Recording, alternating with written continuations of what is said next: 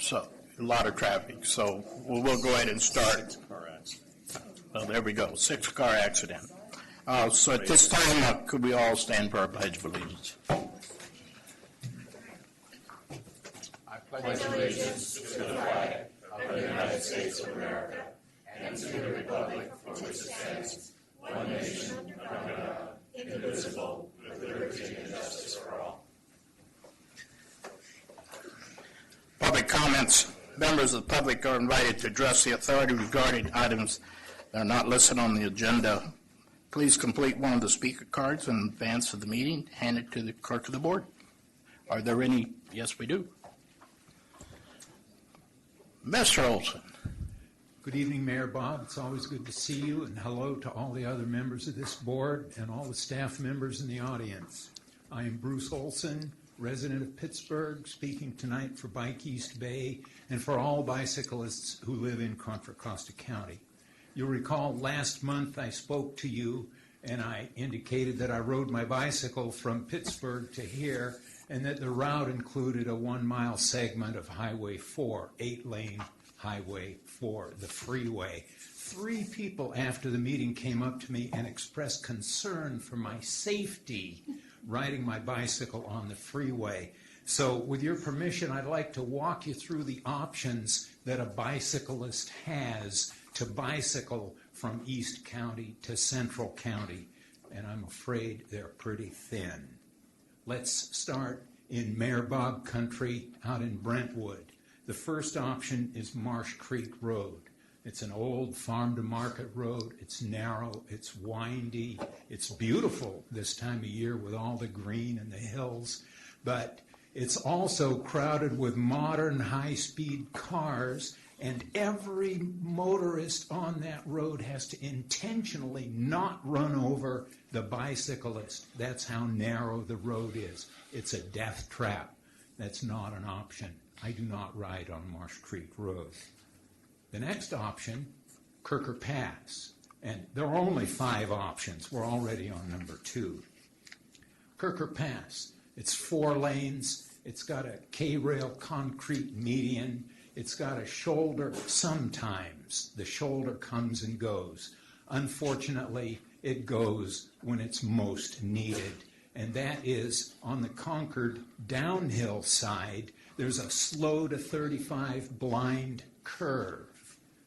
No shoulder.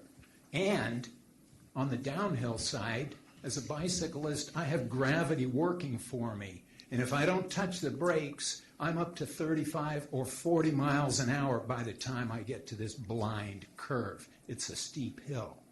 So, the last time I rode this hill was 2006.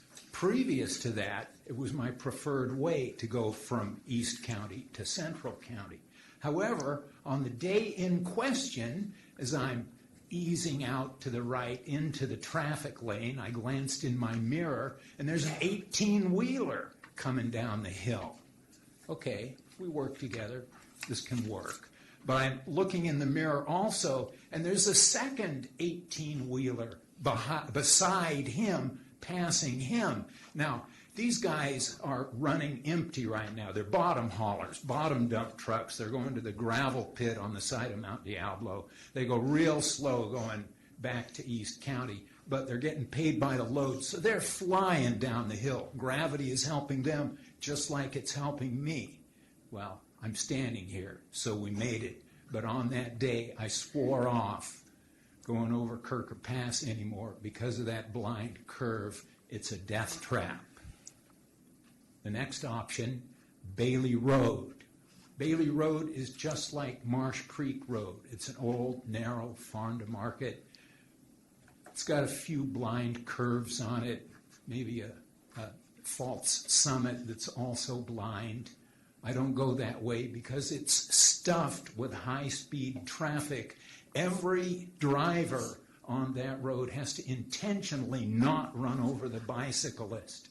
And I'm sorry, but I just don't trust them. The next opportunity is Willow Pass, the hill.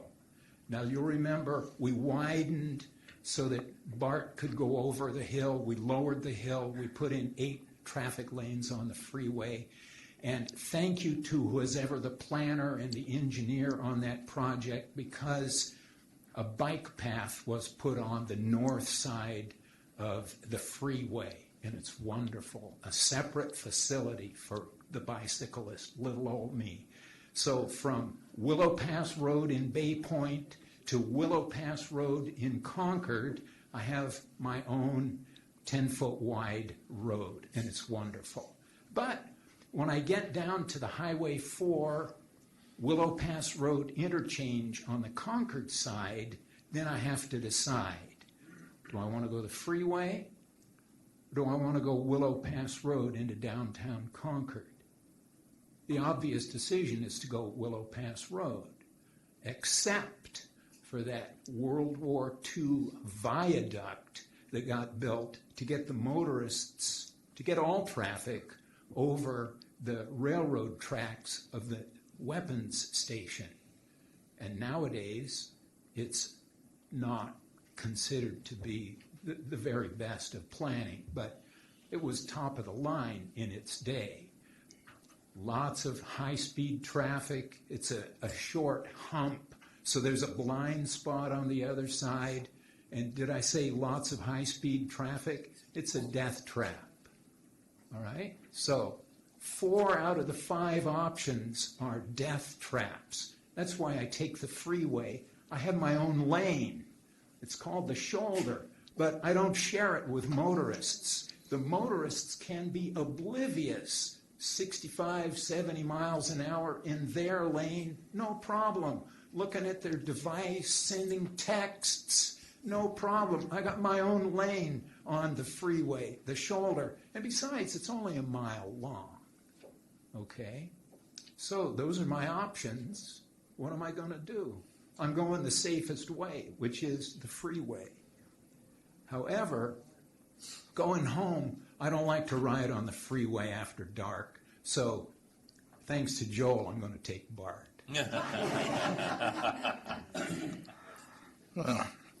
Bruce, you're always a delight. We appreciate your comments very much. Move on to approval of minutes. Move approval. Second. First, second. Got it, Terry Ann? Okay. Call for the vote. All in favor? Aye. Opposed? Consent calendar. I would move the item of our consent calendar. I'd just also like to pass on a compliment. As you know, the mid-year budget is in here. Our staff does an extraordinary job to dig deep. We have complicated funding and how to adjust those things. And really just want to say to Brian and Randy, thank you for everything you do. We have some refinancing opportunity that's going to come up. They're on top of it. We've got a new financial advisor that's going to be coming on board. But with that, I would move the consent calendar. I have a first, and Hudson second. Hudson was second. Any discussion? Call for the vote. All in favor? Aye. Opposed? Regular agenda items. 4A10, State Route 4, Balfour Road interchange widening.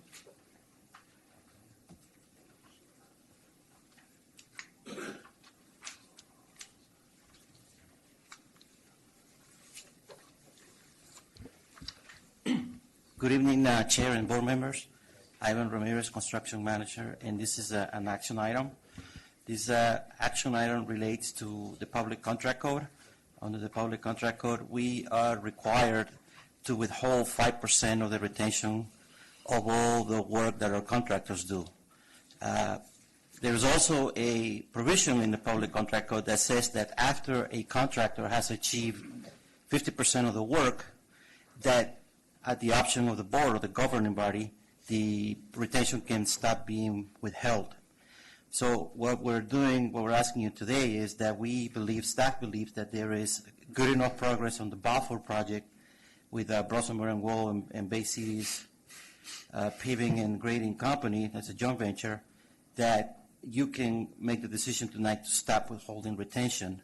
And what's going to happen over time as the job progresses is going to decrease from 5% that it is right now to 2.5%, because that's when the project will be completed. So at the end of the project, we will still withhold 2.5% of the value of the contract. And at that time, when the contract is accepted, and staff recommends that you accept it because progress and quality and everything else within the project has been completed in a good manner, then we'll ask you to release the remaining of the retention. And as part of that, I want to give you a brief update on the status of the project. So I have a brief PowerPoint over here. And I'm going to start with the fact that, this project came well below the engineer's estimate. It was about $4 million below the engineer's estimate. And it's actually, the lowest bidder is actually $2 million below the second highest bidder. At this point, before the rain started, we were hoping to complete the project overall before the end of this year. Depending how the remaining of the rainy season goes, we might have to push it into early next year. So as of right now, we have paid 52.6% of the contract items, and we have paid about 3% on change orders. So the project financial is doing well. And we have withheld about $1 million worth of retention. And as far as schedule, we're about 54% done. Some of the progress that has been made is the Los Vaqueros pipeline with the Contra Costa Water District.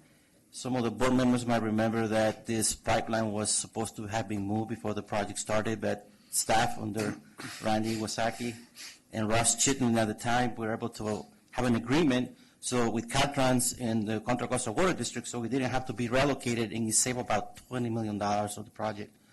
But with that, traffic is going to be over those pipelines permanently.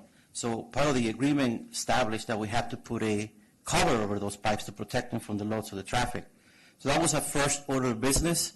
During that time, also the Contra Costa Water District took advantage of us being in there. I asked us to prevent the water from flowing, establish a bypass so they could inspect that pipeline.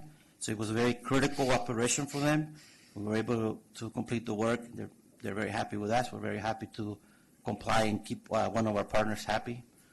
After we did that, we also, while we were doing that, we also widened westbound Highway 4, as shown here on the slide, some milling, some repaving. Once that was completed, we moved to the opposite side where the new alignment going eastbound, it's being built. And we progressed to build the bridges along with the field that you see here, many hundreds of thousands of cubic yards. I won't say hundreds of thousands, but thousands of cubic yards. This bridge I want to highlight over here is the only bridge that is not being built as with precast members, and it's because it's a fairly challenging bridge, even though it's very small. It has three constraints. One is going up. Second has a super elevation because traffic is turning and you don't want them to go outside into the barrier rail. And third, it has a tight radius. So it's actually, even though it's a small bridge, it can be very complicated to build, but it's done. We also completed the work on the creek. We needed to be out of there by October before we got in trouble with the regulatory bodies, and that was completed. So again, that's another major milestone that has been accomplished on the project, and that's why we're here recommending that you stop the withholding of the contract. After we did that, we went and erected the girders. The first one was on the far side. That's over the creek. Those girders are 164 feet long. They're about 7 feet tall. So they're really overwhelming when you're standing right next to them. We completed the operation. And then after that, we went ahead and put the girders over Balfour over a few consecutive nights. As we speak right now, they're in the process of building the decks of those bridges. So pretty soon we're going to be able to, hopefully before the end of the summer, we'll be able to open eastbound Highway 4. So with that, again, our recommendation is that you stop withholding retention with this contractor. I think that the progress has been well. A couple of more notes, a couple more things I want to mention to you. Number one is that the authority is still protected. We still have $1 million. So if it's quick cash that we can access if something goes wrong with the contractor. And the authority also makes contractors provide payment and performance bonds. So should the contractor go under, we can make a claim against these bonds, and their obligation is to complete the work. in a competitive environment, it helps that the contractors know that if they make good progress, that some of the retention will start being collected. As you know, Caltrans doesn't hold retention, so we like having the retention, but we will also like the flexibility of releasing it. And that concludes my presentation. I'm open to questions. Thank you. Are there any members of the public that would like to address the board on this presentation? Any members of the committee? Okay, we'll start with Mayor Butt. I missed the APC meeting when this was discussed. Did I hear you say something that you were going to reduce it to 2.5% or eliminate it totally? So what we're proposing is that instead of collecting retention, we stop collecting it. So we will keep the $1 million that we currently have collected, which amounts to 5% of the work done, but we won't continue to collect it going forward. So it would be effectively 2.5%. At the end of the project, that's correct. Okay. Commissioner Pierce?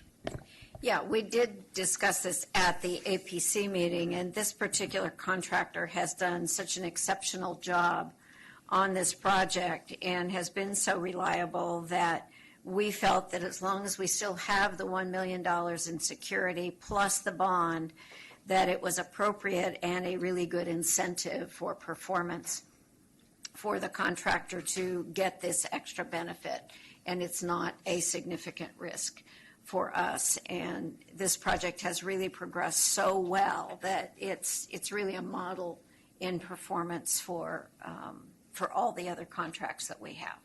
So we recommended approval of that, and then, unless there are other questions, I would move approval. I would second that. I do have a question. On the question, no? Yeah, Ivan, thank you. Just a reminder to all of us, who is the design firm on this project? It's Quincy Engineering, and but I'm glad you asked the question because they really did a fabulous job on this project. I want to point that out. And who in our staff is managing this project? It was Susan Miller is the one that took it all the way to construction. Well, I have to tell you, well done. To see a job of that complexity and the things that shows up, and that we're barely at 3% on change orders, this is the Contra Costa Transportation Authority's really, really prime project. Really well done. And your recommendation, given Caltrans, this was the right thing that we talked about doing. Thank you. Okay. Did you want to? Yes. Commissioner Taylor? I'd like Newell to withdraw his second because this project's probably very near and dear to me. And so I would love to. You do the first. Have her take it away. You can have the first. Well, okay, I'll take the first. I got the second. Go for the. I'll take for the first. So, Okay. Yes. So Julie must have the second. It was a unanimous recommendation from Ed. Yes, it was. Point of order, I'd like to know whether we need to have a vote on whether we're going to allow Member Taylor to usurp the making of the motion. No, the chair will go by what he heard, so. So is there any other comments from board members? Okay, seeing none, what I heard was a motion from Taylor, a second from Pierce to Honorage, to approve this item. Sounds good. All in favor of the motion? Aye. Opposed? Okay, thank you. Thank you. It's a tough crowd to walk in late on. We're just messing while you're gone. Okay, so the next item before us today is item 4.1, and this is a new item. This item is Interstate 680 Auxiliary Lane for a plant establishment contract. This will also be presented to us by Ivan Ramirez. Thank you, Mr. Chair. This is also an action item. This is in relation to the plant establishment contract out on 680 near Danville and San Ramon. Our agreement with Caltrans states that after we do the planting, that we're going to have 5 years of plant establishment. We included the first year of the plant establishment with the planting contract. So that is expiring right now, and that's why we had to advertise and put this contract on the street. So we advertised it. We received 3 bids. We advertised it in open bids electronically, once again, through e-bids. And again, we didn't get a protest, and we were able to get the analysis done quickly. So we determined that Bertolucci and Joaquin was the lowest bidder, submitting a responsible bid. They came at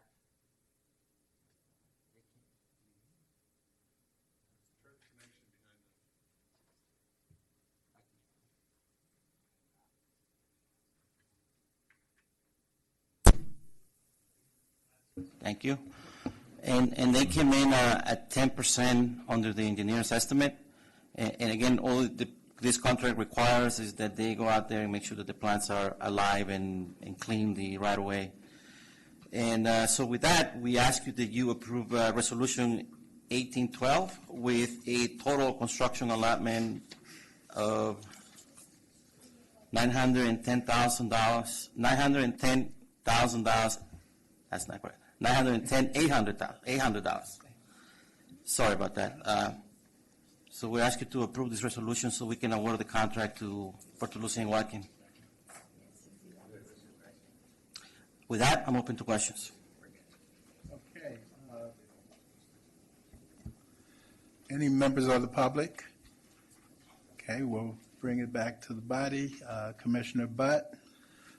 When you evaluate bids, proposals for, I guess this is like construction management services, right? Or is- No, this is actually a contractor. This is a contractor. We already, It says, what does it say? construction services, Construction services. yes. So what are the services? So in this particular project, the services is they have to go and water the plants.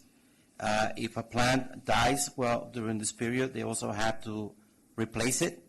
While they're out there, they have to keep the mulch so that the grounds is. So they're a contractor. It's a contractor, sir. Landscape contract. Okay, why didn't it say construction contracting services instead of construction services? I don't know, it's confusing to me.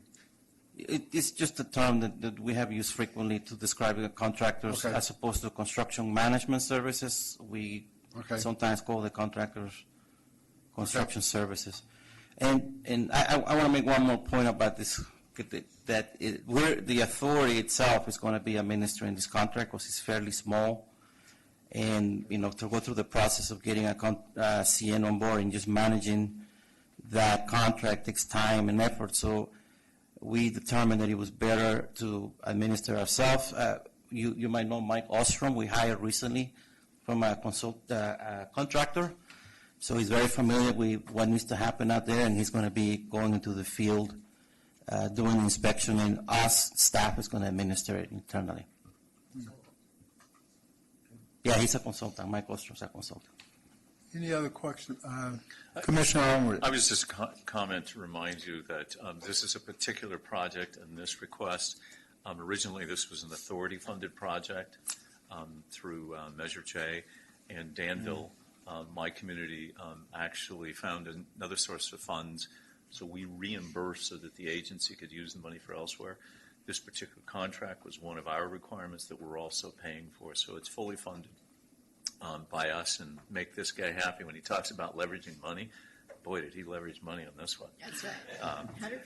And I just want to comment, this has been, on the landscape so far, we had a problem where for about a 2.5-mile stretch, or almost 2 miles, I should say, denuded in an area that used to have this sort of sleepy, hollow kind of look that covered Camino Ramon. And so the requirement was they put in 48-inch box trees. And as you know, generally box trees, you're going to lose a very high percentage. Not one tree was lost. And so anyway, I appreciate Ivan and them taking care of this. With that, I'd make the motion. Second.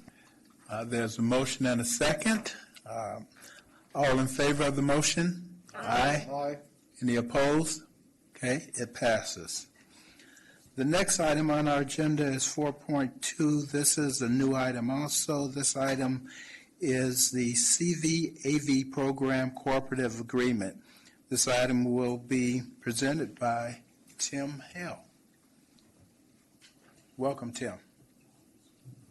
Thank you, Chair.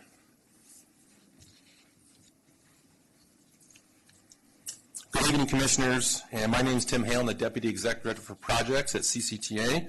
And this evening I'm going to give you an update on our Connected Vehicle Autonomous Vehicle Program.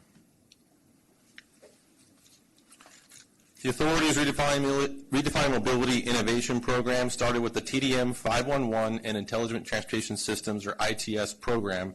And we've initiated projects like SCOOP through the 511 program, and also through the ITS program, we've funded and supported ramp metering, the 80 Smart Corridor, and partnerships with universities such as UC Berkeley to research integrated dynamic transit operations or connection protection. Authority staff initiated the CVAV program in 2014 to foster research and innovation in the field of connected vehicles and autonomous vehicle technologies. The Authority CVAV program is integral to the Redefining Mobility program to enhance safety, mobility, and economic vitality in Contra Costa. The Redefining Mobility program has expanded throughout the years to include connected communities and advanced mobility, and these programs include the City of Oakley defining themselves as the first smart city in Contra Costa, and also our Innovate 680 program to increase congestion or reduce congestion in the 680 corridor. The Authority shares these goals with Gomentum Station, and these goals and vision are essential to developing agreements and partnerships as we proceed through the program. The Authority, in collaboration with the City of Concord, identified the former Concord Naval Weapons Station as a location to create the test bed to create smart jobs and Gomentum Station. In July 2015, the Authority, City of Concord, the City of Concord Reuse Authority entered into a memorandum of understanding to support, implement, manage the Gomentum Station. In January 2017, Gomentum Station was designated as one of 10 United States automated vehicle proving grounds. And Gomentum Station has now grown into an international and global presence in the autonomous vehicle sector, and through these partnerships, information is shared for testing of connected and autonomous vehicles throughout the world. Gomentum Station Incorporated is a non-profit public benefit corporation and is a separate entity from the Authority. In November 2016, the Authority approved an MOU 99.00.01 with Gomentum Station Incorporated to establish the roles and responsibilities relative to management, operations, and maintenance at Gomentum Station. Gomentum Station Incorporated has primarily facilitated and managed partnerships at Gomentum Station for testing, research, and CV applications. Gomentum Station has received local, national, and international recognition, attracting significant new partnerships such as Honda, AAA, Toyota Research Institute, and just recently Lyft. To continue to expand Gomentum and meet the needs of the partners, there's been an ongoing need for significant funding into the program. The Authority just entered into a grant agreement for $3.5 million with the California State Transportation Agencies last month, and the proposed Transportation, Housing, and Urban Development bill at the Capitol right now is proposing $100 million for autonomous vehicle testing. Based on the growth of Gomentum Station and global recognition, the American Automobile Association of Northern California has expressed interest in acquiring Gomentum. AAA's mission is to promote transportation safety and advance new forms of mobility for the public. The letter of intent is attached to the agenda. The partnership framework and agreements will need to be revised to prepare for state and federal funding per the California State Transportation Agency Agreement, as an example, and any future investments into Gomentum Station to stimulate economic growth in Contra Costa and City of Concord.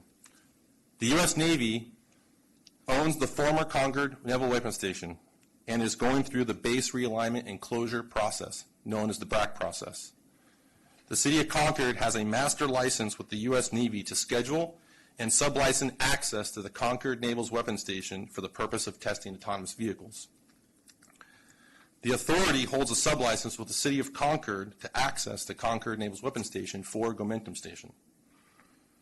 As mentioned, the Authority, City of Concord, and Concord Local Reuse Authority have an MOU to define the roles and responsibilities relative to manage and operations at Gomentum Station at the Concord Naval Weapons Station, and this MOU is being updated to provide access to Concord Naval Weapons Station and to extend our agreement for 5 years and also increase the number of partners that we'll be using in testing at Gomentum Station.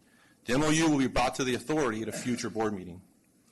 As mentioned, the MOU with Gomentum Station Incorporated is being updated into a master cooperative agreement that we brought to you tonight, and to realign the roles and responsibilities to managing, operating, and maintenance of Gomentum Station. So the following roles and responsibilities are being defined in the master cooperative agreement. The Gomentum Station Incorporated will be responsible for managing, coordination, day-to-day operations, site enhancements, and to facilitate testing and testing at Gomentum Station. And Gomentum will continue to support the authority's CV-AV program. The authority will continue to maintain its sublicense with the City of Concord to provide access to the Concord Naval Open Station. At the discretion of the authority staff may provide communication with federal and state government agencies, provide agency approvals and permits, and also facilitate deployment of testing and pilot demonstration projects, including construction and construction management on public roads in coordination with all our public agencies and partners in Contra Costa County. Another key component of the agreement is establishing the framework for advance of allocations of funds based on state and federal funds, and reporting, auditing, and procurements to be consistent with these funds. Gomentum Station will request the funds through reimbursement or advance allocation. The authority will approve the request and allocation. Subject to authority approval, the request will be submitted to the agency administering the type of funds will be received, and once approved, the funds will be transferred to Gomentum Station Incorporated. Through the agreement, quarterly reporting and supporting documentation based on the type of funds will be required and submitted to the authority, and authority staff will perform regular audits in conformance to any regulations associated with the state and federal funds. The Sheriff Thomas Vehicle Project is a great example of the partnership with Gomentum Station Incorporated. Through the countywide transportation plan, we found a problem with first and last mile. And through a partnership with Gomentum Station, we searched the entire world to find the most advanced technologies and found the Easy Mile Shuttle. The Easy Mile Shuttle was tested at Gomentum Station to ensure it's safe for deployment, and through our partnerships, the Easy Mile Shuttle was then deployed at Bishop Branch and just recently on public roads. The partnership will continue to meet our goals of redefining mobility and advancing transportation technologies to enhance safety, mobility, and economic vitality in Contra Costa. And this technology can be expanded anywhere, and I'm excited to announce the Livermore-Amador Valley Transit Authority has agreed to expand the SAV testing to the City of Dublin, but more importantly, with a public transit partner. And this new partnership will develop the private and public model for deployment of the SAV, and this testing is possible through Assemblymember Catherine Baker's bill, AB 1444, which is similar to the authority's bill, AB 1592, to test level 4 autonomous vehicles. So with that exciting news tonight, staff seeks authorization to execute Master Cooperative Agreement number GMS.002 between the authority and Gomentum. And this concludes my presentation, and ready to take any questions. Thank you. Thank you for the presentation. I know we have a number of questions. Commissioner Pierce, followed by Mitchell. Yeah, thank you, Tim. That was a lovely presentation. There's a lot of legalese in front of us in this agreement, and I think I've read it, but the staff report talked about AAA's interest in acquiring Gomentum. I don't see in here that they are acquiring Gomentum. My understanding before this meeting was that they were going to be a partner of some kind, but I don't understand quite what that partnership is. So there's two things to this partnership. I think the first one is we've received a letter of interest expressing interest to acquire Gomentum Station Incorporated, and that will have infuse $50 million into Gomentum Station. And that's really based on this ongoing need that's required to really expand the program and to satisfy the needs of our partners that are already part of the program. And so the acquisition has not actually occurred as of yet. They've expressed interest. And so we wanted to set up the agreement to really be ready for receiving of state and federal funds, and also for any type of future investment like this into Gomentum Station Incorporated. I guess my concern is that we make sure that we maintain our interest clearly and have influence over whether that actually, I mean, since Gomentum Station Incorporated is a separate entity, I don't want to see that get sold out from under us. I don't think the people involved right now would do that, but I want to make sure we're clear that after everything we've invested in and all of that, that doesn't happen. And I don't know what guarantees we have, and maybe that's a question for Mala. What assurances do we have that we maintain our interest? So the master cooperative agreement, so one of the reasons why we're updating the MOU to a master cooperative agreement is that the master cooperative agreement is binding. And so within that master cooperative agreement, it really goes back to our interest into the program relative to the overall goals of the program. Okay, is that 4.2-18? Is that where we're talking about that binding on successors? Maybe I can jump in. In the actual agreement? Yeah, It's on page 18 of the staff report. yeah. That's Which what is, you can see the binding on successors, but in addition, under section 10, under assignment, the agreement cannot be assigned without the written consent of the other party.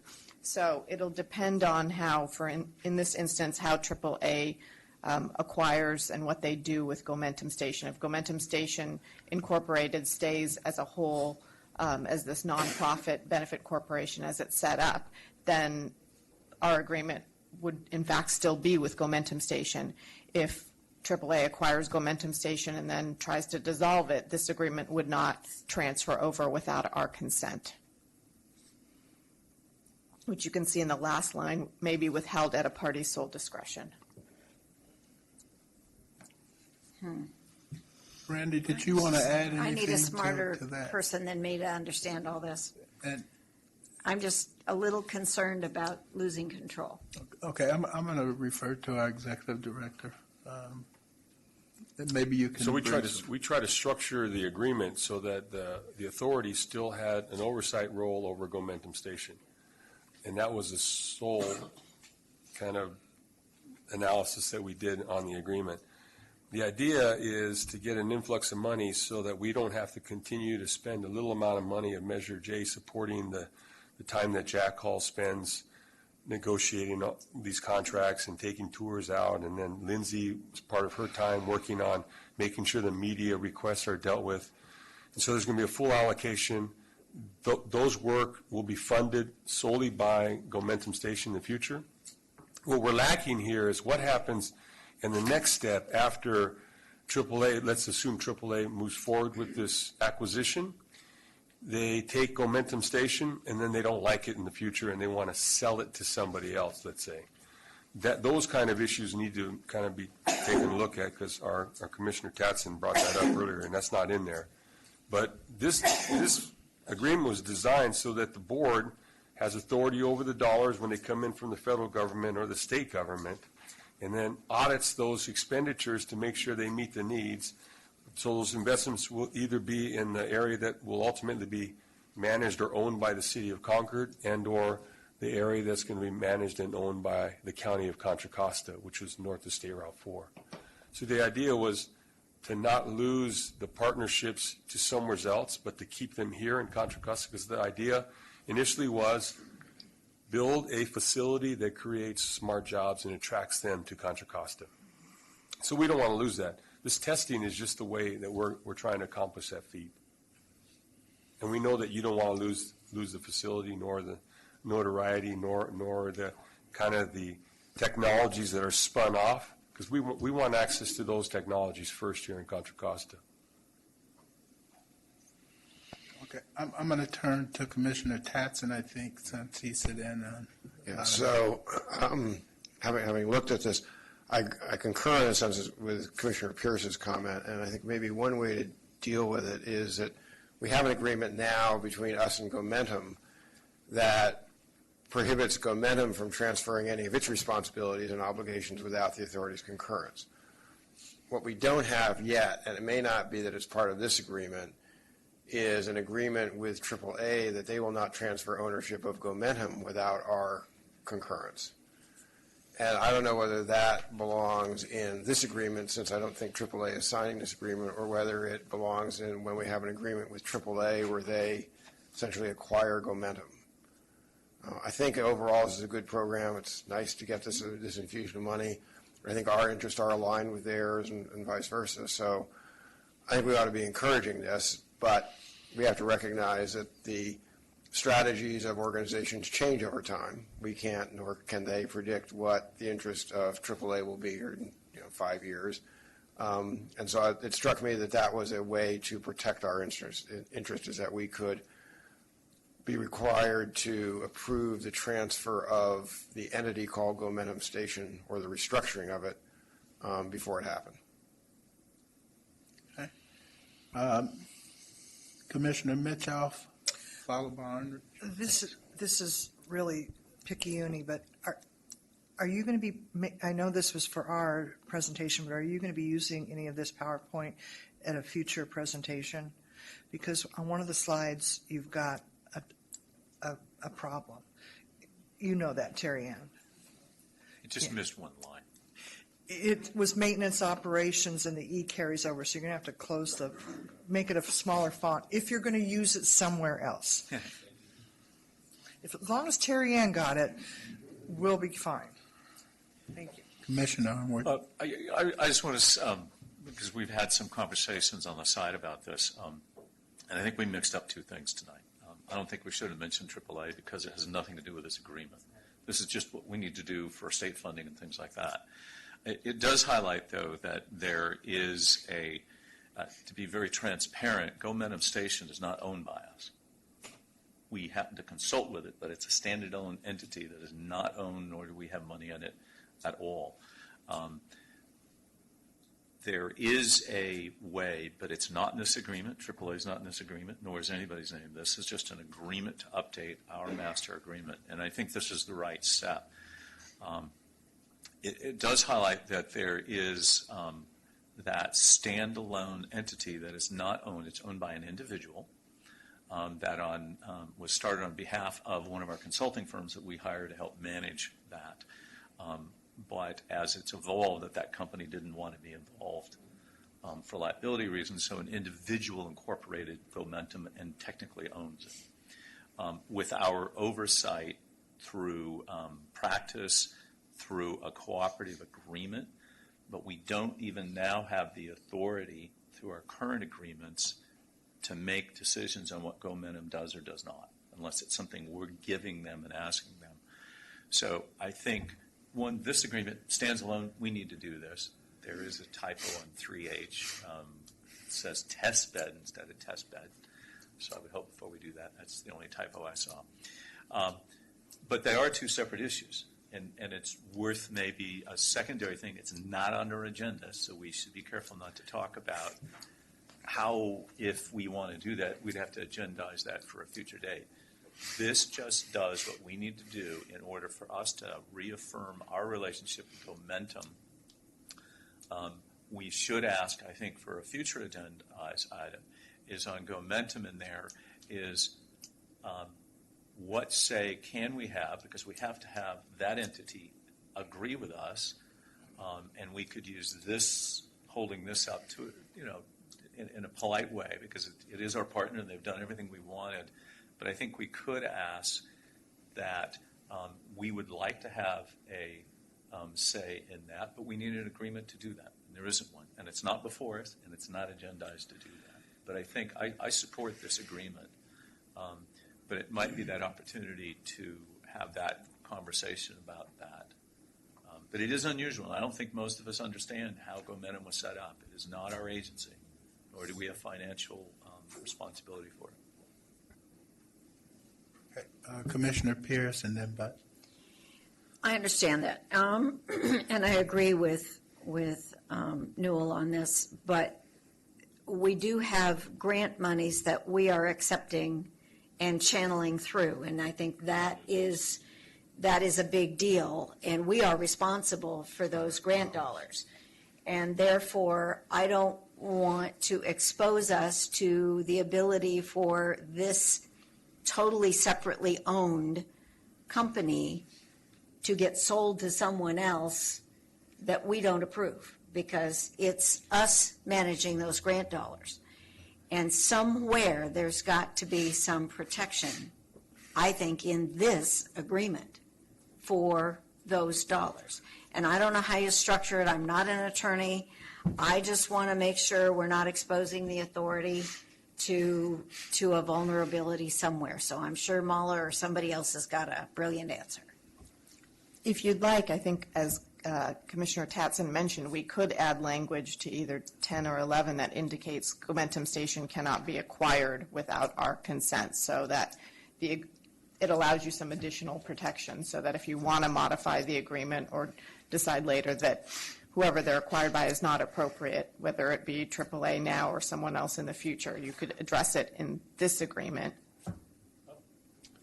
So we could amend this agreement in order to do that. Because right now, Gomentum Station is a standalone entity that has not been acquired by anyone yet. Okay, so one of the problems are that we really have to have good clarity on this, because this has been done by, as Julie used the term, a lot of really smart people. And from a lay term, it's not totally clear on the role and responsibility of what our role and responsibility are. But we know that we want to remain major players in this whole effort. So while I think that this is fine, and I do want to see the amendment put in there, this has to be brought back, because we really need to be clear on the responsibility we have, especially when we're out and seeking the state and federal dollars that's going to be pushed into this program in a major way. What is our responsibility, and what are liabilities if those responsibilities are not carried out? So we need to be very clear of that. I'm okay with the agreement that's before us tonight and with the amendment, but again, Dave. I don't know if Tom wanted to speak first. He had his light on first. Okay. Yeah, I had a couple of questions. So Gomentum right now is a 501c3 nonprofit corporation, and who does it have board members? Who's the decision-making authority of the 501c3? It currently does not have any board members associated with Gomentum Station Incorporated. It does have in fact, I could probably have Habib talk more about this in terms of. How do you have a Habib How do you have a corporation without somebody? I don't know the details of it. What? Habib is the owner. Yeah. Oh. Yeah, 501c3s don't have owners. Well, he's the program director then. Okay. Yes, I incorporated the Gomentum Station, and because the entity, we did identify 3 board members, and they all agree to be the board members of the Gomentum Station, but because the entity had got the limited asset, less than $1 million, they didn't feel that is the time to form the board until the Gomentum is going to get bigger in size to form the board moving forward. Who's the 2 officers? It's myself and Jack Hall. Yeah. I'm not going to dwell on this right now, because I agree with everybody who's talked. It doesn't bear on what we're looking at tonight, because but I think I'd like to understand all this a little bit better. I mean, I've been involved in 501c3s all my life, and all of them have a board. You know, there might be 3 people on it. They have officers. They have they have bylaws. They have, and I'd like to get a little, to maybe have somebody pull all the paperwork together, share it with us, summarize it from a legal standpoint, so we kind of understand what's there. The second part of my question is that, okay, so we've got this nonprofit, and they have as I understand it, they have a sub-license to the city of Concord, right?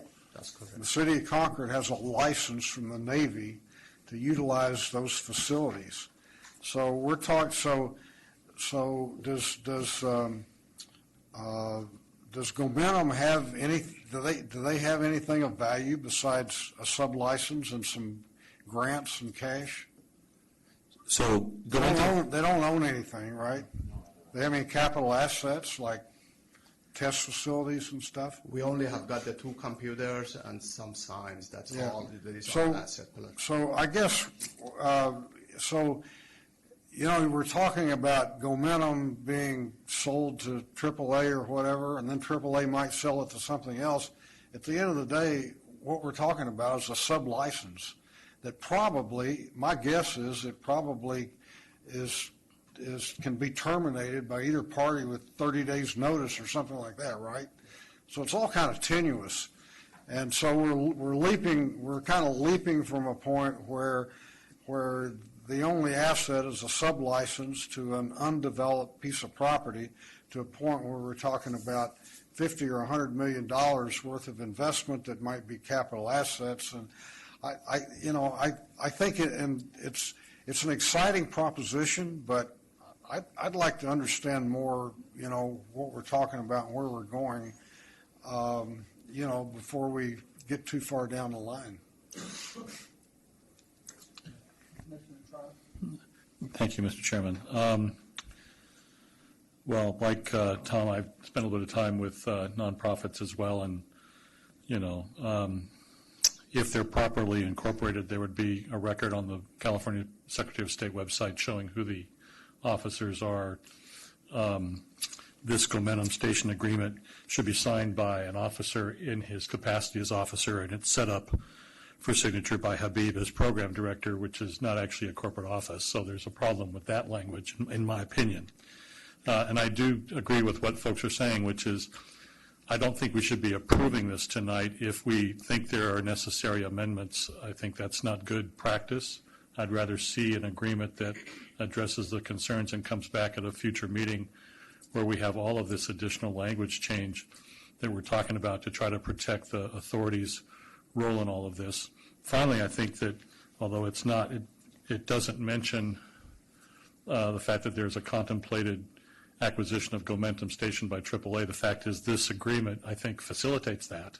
And so I don't think we should be blind to that fact. So for all those reasons, I can't support approving this agreement this evening, and I think it would be foolhardy for us to do that. I think we need more information from staff and more background with respect to how this is going to work and more thought about the point that Don Tatson made, because I mean the idea that you have a future acquisition of Gomentum Station by, say, AAA, just as hypothetically speaking, and then at some point they want to unload Gomentum Station, having acquired it and made a substantial investment, that poses, practical difficulties. If they've put $50 million into Gomentum and they're going to want to get some kind of a return back on their investment, the notion that we can prevent them from doing that, there are legal issues with that as well, maybe a restraint on alienation. I don't know. But I can say I don't think we've thought these things through well enough to make a good, solid decision on behalf of the authority this evening. Commissioner Pierce? Yeah, I agree with Dave wholeheartedly, but I also want to point out that on page 27 of this item in the packet, there is the letter of intent and a preliminary agreement regarding the transfer of assets between Gomentum and AAA. And so I think that really does mean there is a distinct possibility. So I don't think it's hypothetical at this point. I was using that word sort of in quotes.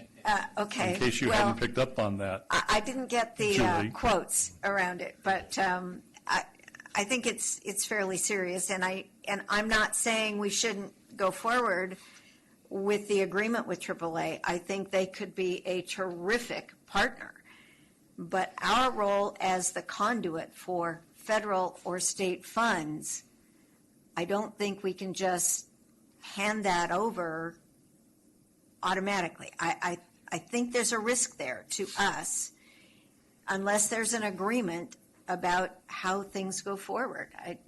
That's the part that bothers me.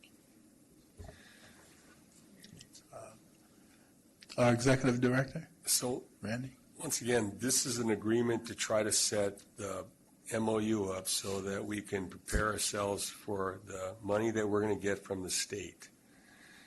The fogging factor is the letter of intent by AAA to try to infuse some dollars into this testing program. So we, in order to try to create the link between the testing program and the Contra Costa Transportation Authority, it was written up so that the state and federal money would come through the authority to make any improvements to Gomentum Station to help leverage that $50 million, because that may be not enough to build all the infrastructure, the roundabouts and widening of the roads and building a flat road and building a skid testing pad that we don't have the money to do. And that's what the partners at Gomentum Station are asking for, is some improvements to the roadbed, because they're old, but we have no funding source to do that. So staff went out looking for and actually AAA came to us and said, hey, we would like to make an acquisition of the partners and the partnerships to continue this testing and make the necessary improvements that they're asking for, because we don't have a funding source. So if you look at $15 million, in Measure X, we had identified over 30 years an unallocated pot of money at $65 million to leverage future technology, because we don't really know what that future technology is going to be, but yet in Measure J, there's no flexibility to leverage any money. And that's a struggle that we have, because times are changing. And so the agreement allows the CCTA to gather dollars from the feds and also from the state. And then when the application is made, to make sure the safeguard's in place so the money's spent according to state or federal rules. It doesn't rule out in the future if a nonprofit, and however it's structured, can accept the money directly. So then if the future Gomentum Station, let's assume it's acquired by somebody, wants to accept federal money, and they don't go through CCTA. So that's why the agreement was written up that included federal money to provide that connection between the testing facility and also the Contra Costa Transportation Authority.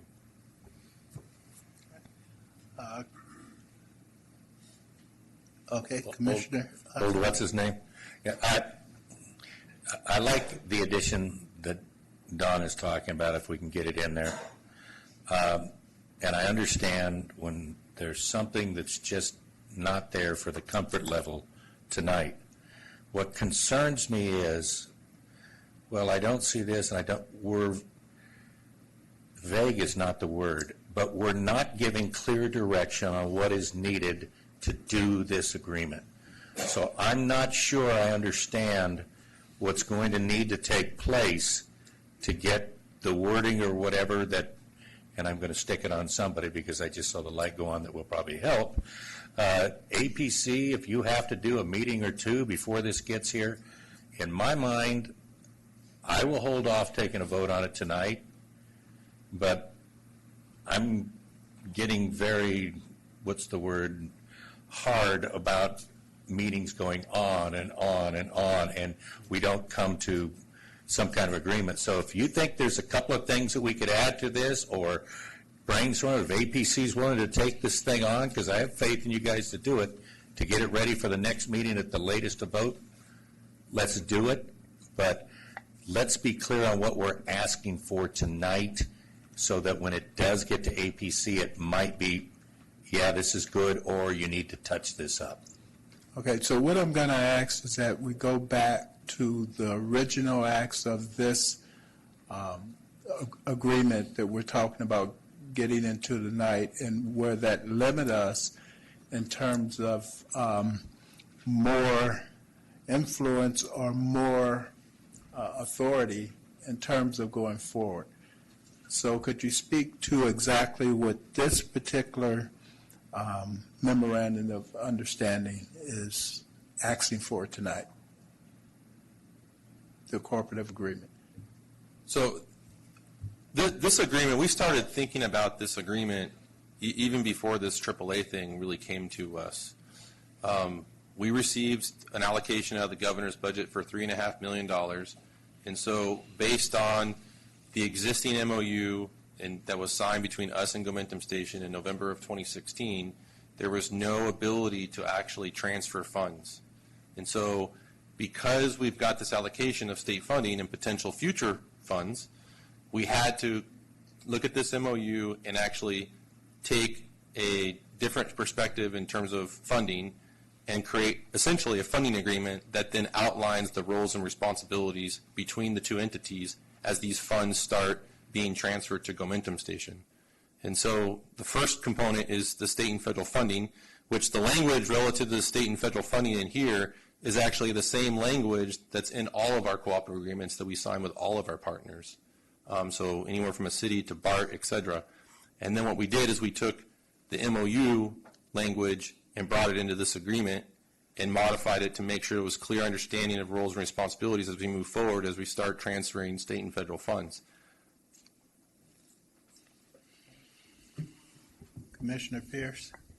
So if I understand, Exhibit C is what, on page 24 of the item, is the agreement for how bills get paid, and it's on a reimbursement basis. So if I understand what's being presented here, it means that we retain at CCTA all of the federal funds at CCTA, and none of it goes anywhere until we're presented a bill. Is that correct? So what happens is we receive these, so we'll receive the $3.5 million from the state. We've got this allocation. And so in order, through the grant agreement that we sign with the California State Transportation Agency, they will either provide us one of two things, either a reimbursement of expenditures or an advance allocation of future expenditures. And so depending on how we want to proceed, what will happen is let's talk about the reimbursement. So what will happen is with the reimbursement, Gomentum Station Incorporated will then submit a request, and that request would have a cover letter, an invoice of past expenditures, backup, clear demonstration that there's been a match of non-state funds, and then basically we would submit that to the board. We'll bring it to board for approval. The board would approve it. Then we would submit it to the California State Agency. They would approve it, and then once that's approved, then California State Agency would then transfer the funds to CCTA directly, and then those funds would then transfer to Gomentum Station. So that's a reimbursement. And then the advanced allocation, similar type situation, they provide a request. We bring that request forward to the board, get it approved, submit it to the agency. Then they actually send us an advance allocation of that money, of future funds. And so that check will then be transferred to Gomentum Station Incorporated. Now, the accountability portion of that is in the grant agreement, it's required within 90 days that we submit a quarterly report to California State Agency.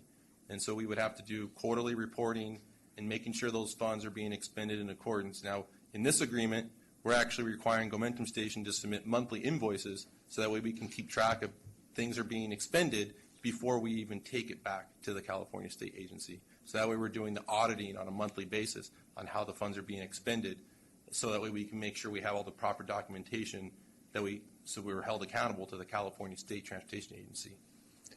Okay, so let me follow up on that real quickly. So if, hypothetical scenario, Gomentum Station is sold to another entity who decides they want to go in another direction not approved by the authority, or they want to dispose of the company in some way, the only funds that would have been expended of the grant monies that were awarded to CCTA would be those that went into a actual project or program. And we would still have the authority to withhold any more of that grant if things went sideways for some reason. I'm not assuming they will. I just want to make sure we're protected somehow. And I'm not feeling warm and fuzzy yet. So I'm in favor of additional meetings of the admin committee as well. So we would be final authority of any funding that would go through. We would have to, as the authority, okay that funding. For state and federal funds. Yeah, okay. Commissioner Unrich? Yeah, thank you. I just wanted, I think, one, yes, it ought to go to APC. I think what Commissioner Trotter and Tatson and others have been saying is, and what Mala suggested, because it's highlighting, we need to make sure this agreement does give us the control to take care of all the concerns that we share.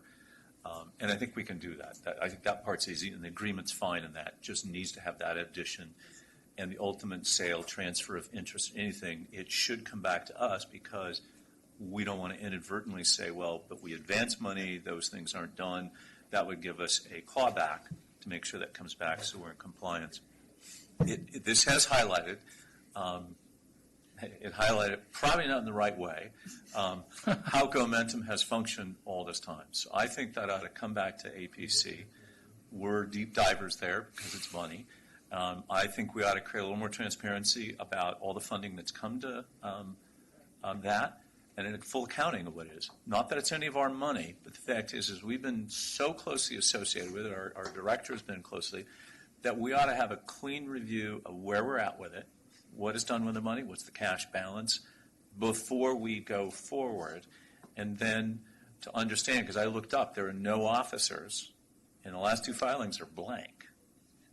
It doesn't even list Habib. It has a different name, your legal name, although the paper says Habib on it, but yet it's signed not by Habib, it's signed by your Agent, yeah.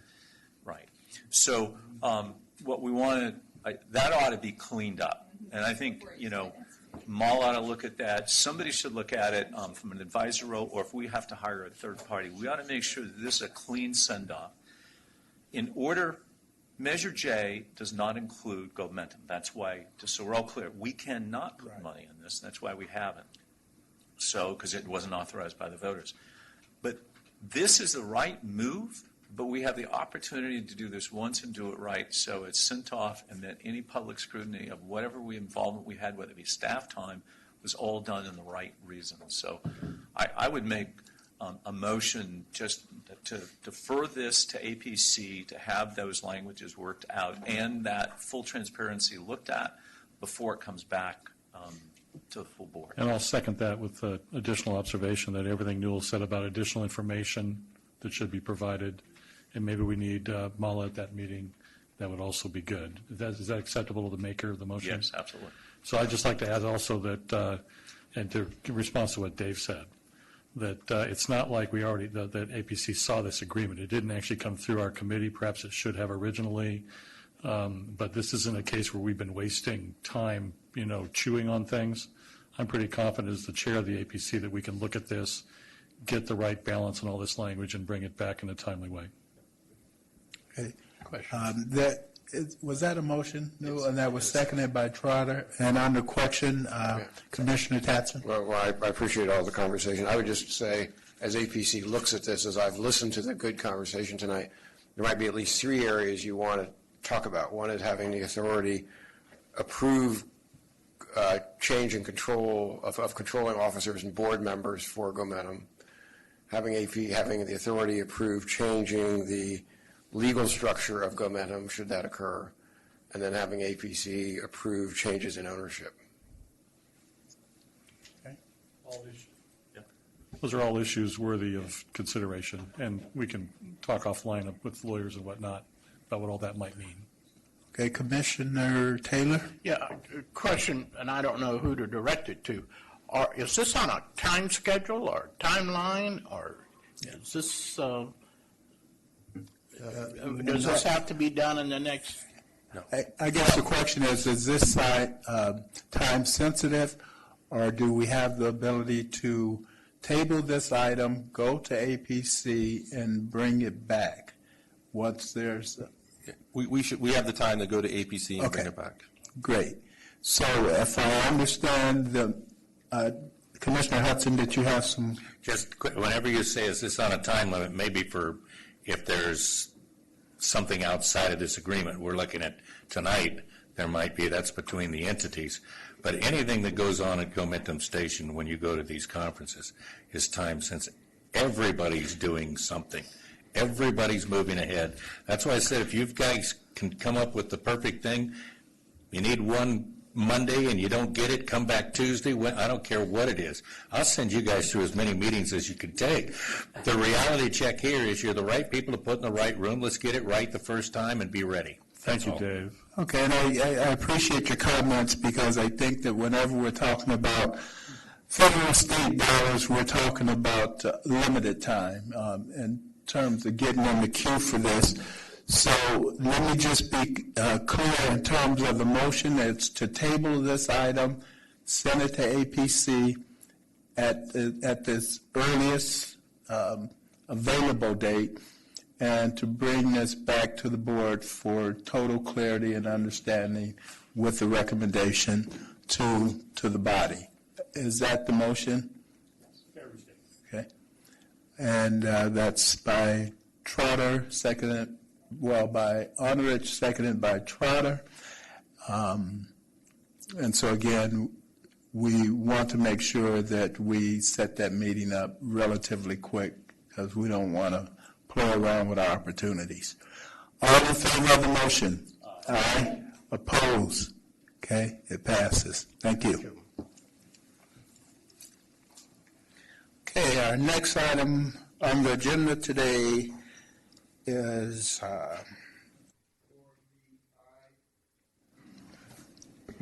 and this is the authorization of the release of draft 2018 countywide bike and pedestrian plan.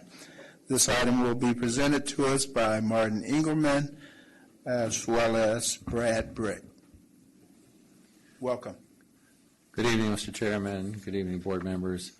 So the item before you tonight is authorization to release the draft 2018 Contra Costa County countywide bicycle and pedestrian plan.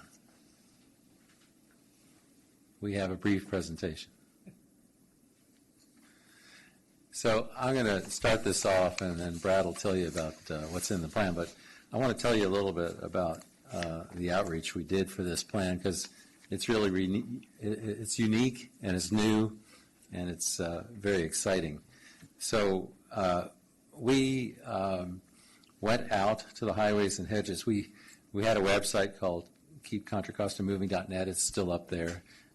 We transitioned it into our bike plan website.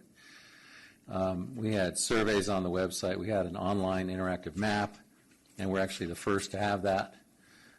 We had pop-up events. For example, here is someone at a town hall event doing a pop-up. Tell people about the bike plan.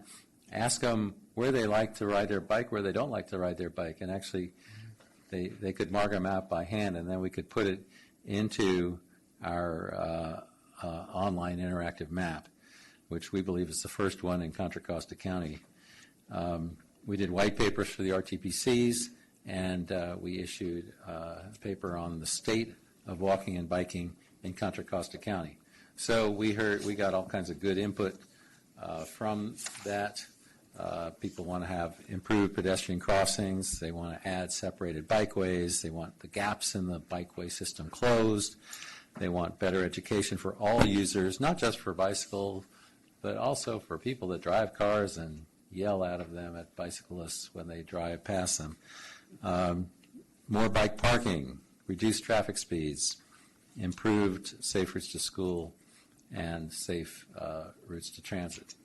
So out of this came these really cool maps that show, this first map shows where people enjoy riding. And so these yellow dots on the maps show here's where we like to ride. And if we were to overlay the Trunkline trail system on this, you'd see that this really does match the Trunkline trail system.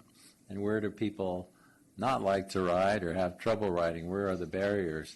And the dots here tend to follow the freeways, the freeway interchanges, the major arterial roads where there's insufficient bike facilities.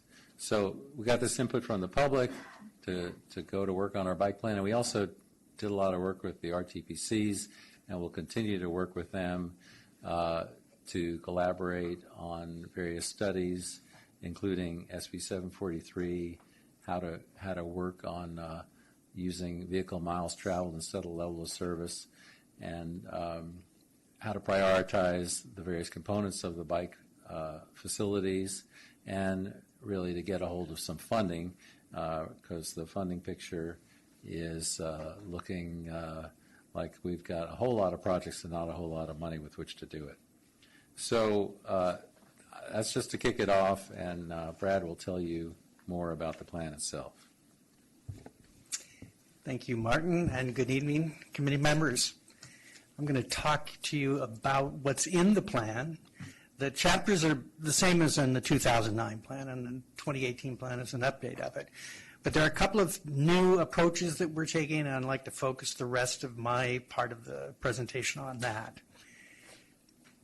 So what are they? Well, a big one is this new technique called level of traffic stress. It was a methodology developed by the Mineta Transportation Institute at San Jose State, and it's begun to be used throughout the country. And the basic idea is there are a number of factors: speed of traffic, number of cars, presence of bike lanes, et cetera.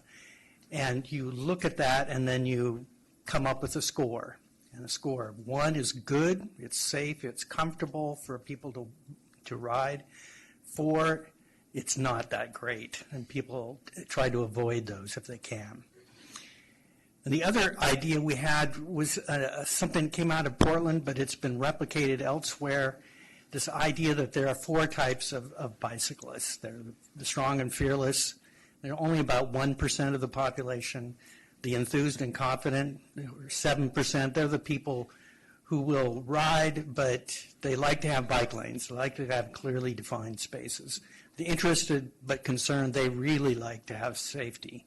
But they're the majority of the population, and that's our focus in the plan, was to try to get the interested and concerned to feel comfortable riding and bicycling. And then, of course, there's the remainder, the no way, no how group, about 1/3 of the population. Sometimes they don't want to ride, and we did get comments from that group of people, but sometimes they have disabilities or other reasons why they can't ride. So our focus is try to get that one level of traffic stress 1 and 2, more of those facilities out there, so that 60% of the population will feel comfortable riding. We looked at what we're proposing for the backbone network, and you'll see a lot of red and yellow lines, and those are level of traffic stress 3 and 4. So those are the ones that if they were made low stress, people would enjoy riding on them and would feel more comfortable doing it. But right now, the majority of those routes are not low stress. One of the other things that we did was try to be a little more quantitative and objective about where we want to prioritize pedestrian improvements. And we looked at places that were going to have more growth, higher population, job growth, good mix of uses, and also the pedestrian priority, the priority development areas that the jurisdictions have designated. We also designated a few areas that have a good pedestrian network and a good mix of uses, like downtown Brentwood, for example. On the bicycle facilities, a lot has happened since 2009. There are a lot of new best practices. We're showing the NACTO guide and the FHWA guide on separated bikeways, but there are a number of other ones that we've tried to incorporate into the plan. And this is the network we're proposing. It's not every facility. It's what we're proposing as the bikeway network. It's very similar to what we had in the 2009 plan. The blue lines are the existing low-stress facilities, almost entirely trails, Iron Horse Trail, Ohlone Greenway, Lafayette Moraga Trail, et cetera. And what we hope through the plan and through the efforts of the authority and a lot of our partners, that we get to have that network to be LTS-1 and LTS-2. And you can do that through a lot of different means. Here are some of the facility types. What works best will depend on the kind of facility that you're looking at. A trail, people love the trails in Contra Costa to ride and walk on. But sometimes a separated bikeway is what would be appropriate for the facility, especially on a major arterial. but bike boulevards, which are sort of like bike routes, and they have minimal facilities, but they do, on a lower volume, lower speed road, can work really well for a bicyclist. Now, what if we were to achieve the level of traffic stress 1 and 2 on that network? What would be the impact? Well, for a bicyclist taking a half-hour ride, it would increase their access using just low-stress facilities to lots of different destinations. For example, right now, the average Contra Costa can get to about 14,000 jobs with a 30-minute ride on low-stress facilities. If we build out the network, we could increase that to about 38,000. Shopping centers, more than double. Parks, more than double. So providing that low-stress network can do a great deal of good and make a lot of improvements for access by bicycle to different facilities. We also talk a bit about the new technologies. We're not sure exactly what the impact of all of those are. Electric assist bikes, they've just been approved on a experimental basis by the Park District. They're not going to increase speeds dramatically, but they will help where the topography is not really conducive to riding. If you're going up hills, an electric assist bike is really useful. But it's also useful for older people. In the Netherlands, they found out that where you start having electric assist bikes, you get a lot more seniors out riding. Docked and dockless bike share systems, there are a number of dock systems like San Francisco, East Bay now. But now you're seeing a lot of Lime bikes around Contra Costa, especially around here and starting in the Shadelands. Also in West County, there are some systems, and other jurisdictions have been approached by some of the providers like Lime Bike and OFO and Spin to do a dockless system or allow a dockless system. They're not without their issues. Jurisdictions have started getting complaints about docked bikes appearing all over the place in inappropriate places.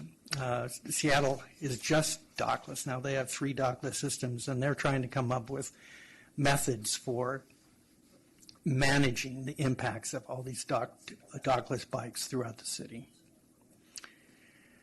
Now, I've just talked about one of the 5 E's that we talk about with bicycle and pedestrian planning, engineering, but there are 4 other ones: education, encouragement, enforcement, and evaluation.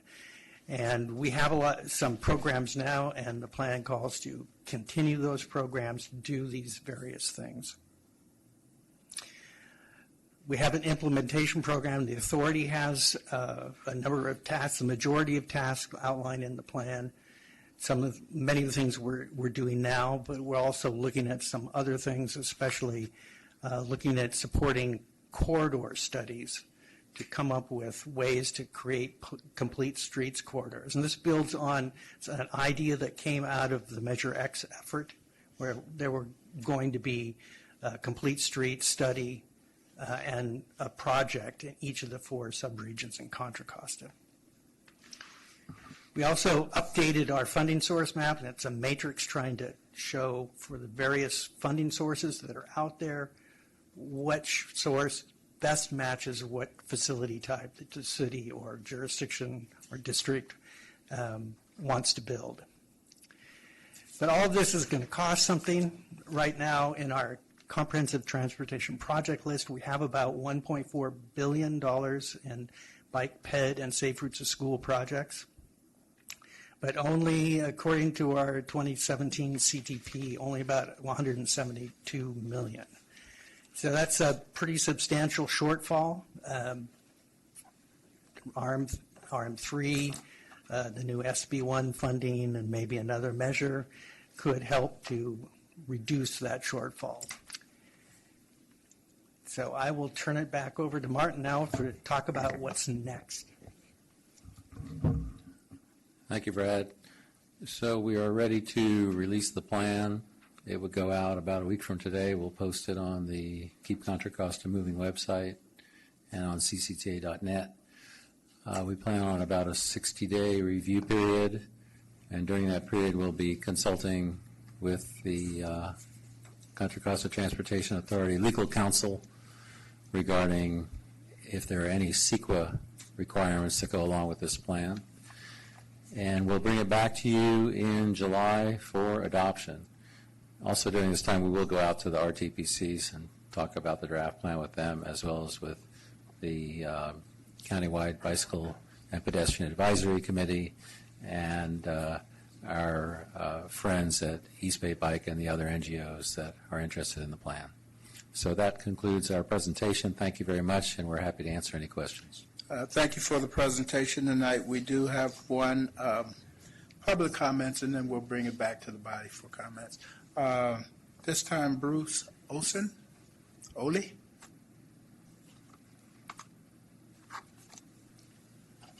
Actually, that card was for public comment, but since you invited me up, I'm always glad to speak. Bruce, it had bike there, so. Okay, yeah, I am Pittsburgh's Mr. Bicycle. That's what's on my business card. And Bike East Bay, that I am representing tonight, is very happy with this plan and is very pleased that this organization, you people, want to go forward with creating this plan. And we support that 100%. And I would like to point out that I am not one of the 1% strong and fearless. I am firmly in the 7% enthused type. I don't like fighting with cars out on the road. And having this plan adopted, I think, will help people like me. Thank you. Thank you, Bruce. Commissioner, comments, questions? Commissioner Trotter?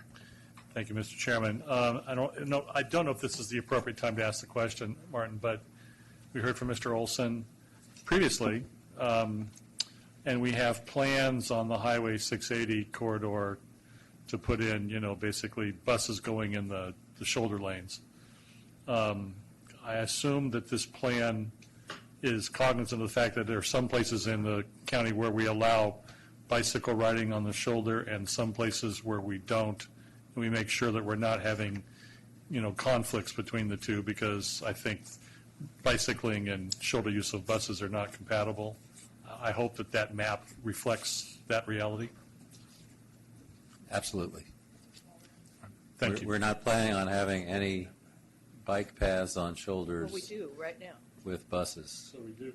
Well, And we're planning on eliminating the issue of having to go on the freeway. Okay, because we need to be very clear on that, because if there are use conflicts and we're not fully grasping them, I think Amy has something to say about that.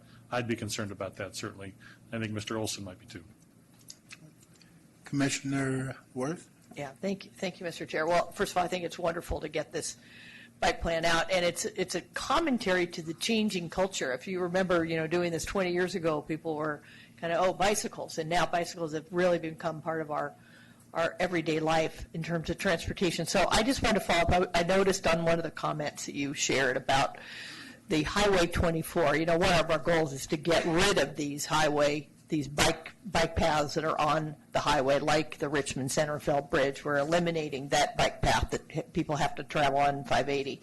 So this plan contemplates funding a dedicated bike trail from that Fish Ranch Road connection to St. Stephen's? Because there was a comment they were saying going on Highway 24 isn't exactly a stress-free drive. And I would share Bruce's comments about the semis, going down the highway. So I assume that's included in there, because that is an important regional connection. Commissioner Abelson? It is on the network. There isn't a particular project yet, and that's true for a lot of the segments on the network, that they're shown as a connection that we want, but we don't know what to do yet. And that's one of the reasons why the plan is trying to emphasize the need to do studies, preferably multi-jurisdictional, to come up with what's the best approach. Turn your light on. Just to conclude on that point, as you know, Regional Measure 3 has a large pot of funds for bike and pedestrian access. It's absolutely undesignated, so our assumption is that those funds will flow to jurisdictions and counties in the way the funds flow fairly. So I think it is important that we identified some of these high priority projects that we can then, using this plan, that we can then, should that measure be successful, be kind of first at the gate to fund these connector projects. So that's great, perfect timing. Thank you. Thank you. Commissioner Abelson, followed Yes. by. Do you want to finish your sentence? I'm sorry. Go ahead. Okay. I was rather confused when I was reading through the documents in our packet here. It talks about it being the bicycle and pedestrian plan, and yet when I heard you talk about it, you talked about it as though it were a bike plan. And I didn't hear you talking about going out to any pedestrian groups and finding out what their opinion is on anything. So I'm pretty confused about that, especially when it looks like the plan kind of writes off pedestrians. I wonder if you could answer that question. Well, I wouldn't say that it writes it off. The presentation did focus a bit on bicycles, and there's been a lot more work done on what bicyclists need, especially in the last decade. But the plan does include a whole chapter on pedestrian facilities. It goes into the areas that it needs. There in the background, there's a lot of things on the accidents that involve pedestrians. There are similar maps to the maps that Martin talked about on where people like to bicycle and where they think bicycle improvements are needed. There are also maps on where people like to walk and where they think crosswalk and other kinds of improvements are needed. In terms of the best practices that we include in the appendices, there's a section on bicycles, but there's also a section on pedestrian needed facilities, crosswalks, mid-block crossings, different kinds of signage that pedestrians find useful and that help make it more safe and comfortable for them to walk. So I wouldn't say that I was actually referring to what was actually stated tonight. So I don't get a sense of, what improvements are out there for pedestrians. We actually are 100% pedestrians at one time or another during, I guess, probably every day. That is how we get into our house typically. So I didn't, it just seems like it would be mentioned in the summaries or at some level, but it doesn't seem like it is, and it kind of worries me. It makes me wonder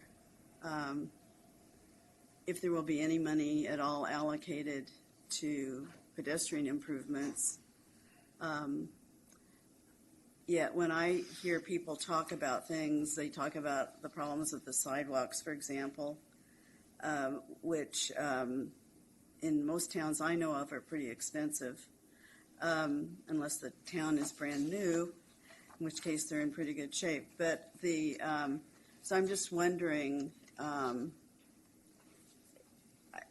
could you summarize what the pedestrian comments were, just like you did for the bicycle comments at some level? Vague, 2 sentences? Well, the plan does identify areas that that the plan suggests are where we should focus money on to improve things for pedestrians. And those are especially areas near schools, access to transit, in downtowns, areas with higher residential and higher job numbers where people are more likely to walk. We've also identified where accidents are more likely to occur, not surprisingly, where there are a lot of pedestrians and a lot of vehicles. The executive summary that we added and that is in your packet tonight does include a section both on bicyclists and on pedestrians.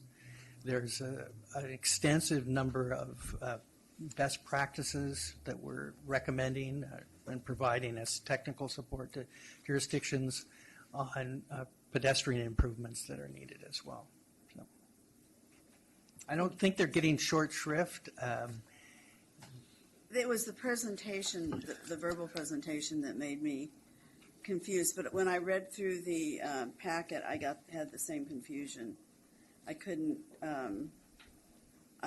tell whether or not it was. I couldn't tell what. I actually couldn't tell. I think, Commissioner, pedestrians what we're up against here is we have a commingling of pedestrians and bicyclists, and so when we build a complete street, it helps both.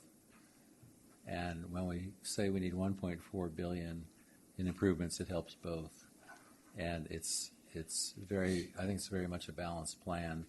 And the improvements for bicyclists, in many cases, have co-benefits for pedestrians. The improvements for pedestrians have co-benefits for bicyclists. So I think it's all mingled together.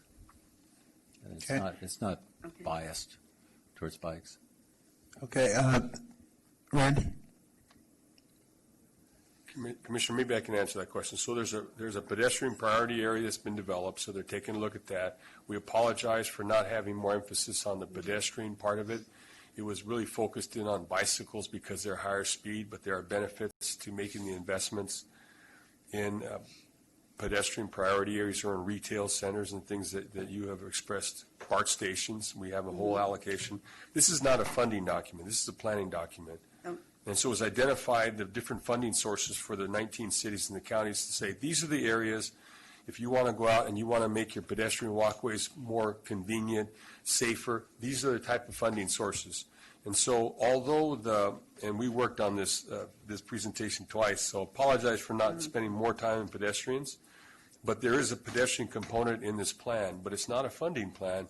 It's identifying those areas that we need to focus in on both for bicycles and also for pedestrians to make it more convenient, safer, to entice people to walk because sometimes they don't feel safe. And so for lighting and things like that. So I apologize for us not spending more time focused in on pedestrians as we should have. But as we develop with this plan over the next couple of months, when we come back, we're going to have a whole section on pedestrians. Thank you very much. You're welcome. Commissioner Mitchell? This is very helpful, and we've been talking bikes a lot, both at Planning Commission and Transpac, and now back here. Nobody here is a law enforcement officer, but my last recollection in driver testing was you can't ride a bike on a freeway. Am I correct? Or when we talk about sharing lanes and different things, or is this a new thing that's happening? There used to be signs that said, no bicycles. So you're looking at me. So when I worked for Caltrans and I ran the operations division at Caltrans, there's certain segments of interstate that you can ride a bicycle on, but it has to allow you to. And so on Interstate 5, for example, going over the Grapevine, there's no reasonable alternative to get across the Grapevine. Okay. So bicyclists can go up that 6% grade and go on up into Grapevine, or down from Grapevine all the way up to Tipton, all the way, or wherever that is, to Hone, and go all the way into Burbank. But you're going to have to eventually exit that interstate system. There are segments of Interstate 280 that allow bicycles because they can't get through that area. Okay, that but makes sense. when you do that, you have to raise the bridge rail and those kinds of things to make it safe for bicyclists. Is that correct, Mr.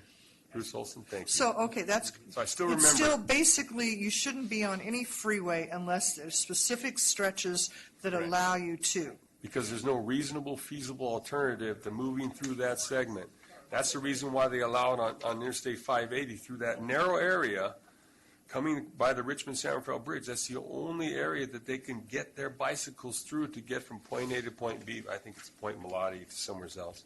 But that's the only place you can go. Okay, but thank you. It's only in very designated areas that have been studied and made safe, but it's not we're just going to let people on the freeways and they can use the shoulder. Thank you. Okay. Commissioner Arnrich? I just want to say thank you for the presentation. I agree with Commissioner Abelson. The survey I took was about bikes. It was not about pedestrians. And obviously, we've invested a lot in pedestrians over the years. Our biggest shortfall is probably in bike areas. And I like this, and Bike East Bay has been just a wonderful partner for many years through both of our measures. But I got to be honest, we all spend a lot of money putting in bikeways. The individual biker, it's great. The majority of the users are not single bicyclists. They are clubs. I put in bike lanes and spent $500,000. Bike lane is wide enough for cars, really safe. It's got this beautiful green paint. It's designated. And the people who ride in it ride all the way out into the traffic lane because they want to ride 10 to 15 abreast. I think we have to start to have an adult conversation when we talk about bicyclists that the majority of problems with the bicycles and pedestrians and cars is the large groups. And in my community, it's mostly large groups, and they do not use the bike lanes. But they complain when we don't. We got to have an honest conversation somewhere in this process to get those groups to be responsible and to realize they're not racing. This is recreation, and they have to do it in the bike lanes we're doing because we spend millions of dollars to do it. And my biggest complaint, and I'm sure others have it, people call up and say, why are you putting a bike lane in? Nobody uses it. Well, the recreational individual uses it well. I would not get out of that lane for fear of my life. But we need to have that conversation. However we infuse it, we need to be transparent about that. It's not happening. Commissioner Pierce? Yes. Good plan. It looks good. There's a lot of hopeful gold lines on some of these maps. I would hope that when you bring this to the RTPCs, that maybe there can be a little more specificity given to some of those particular areas that have been highly requested.